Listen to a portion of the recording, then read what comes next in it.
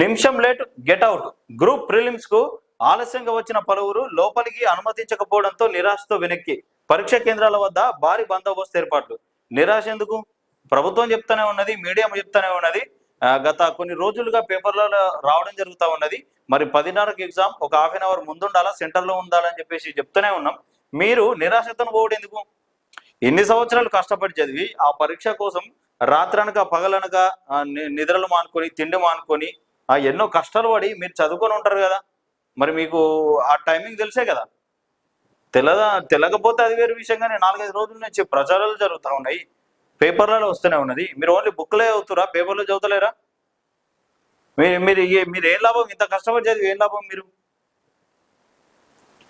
రాష్ట్ర వ్యాప్తంగా 897 ఎగ్జామ్ సెంటర్లో గ్రూప్ 1 ప్రిలిమ్స్ పరీక్ష ప్రశాంతంగా ప్రారంభమైంది.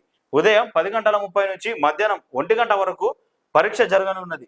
పరీక్ష కేంద్రంలోకి ఉదయం 10 గంటల వరకే అనుమతిస్తామని టీజీపీఎస్సీ ప్రకటించిన క్రమంలో అభ్యర్థులు ముందుగానే సెంటర్లకు చేరుకున్నారు.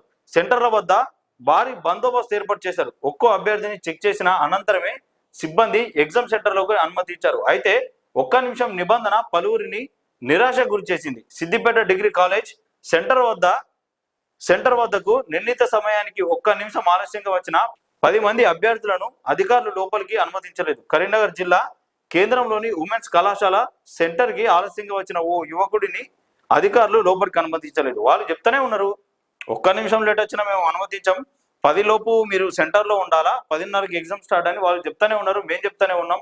మళ్ళీ మీరు ఒక్క నిమిషం లేట్ పోవడం ఎందుకు? ఒక గంట పోయి ముందుంటే ఏమవుతుంది?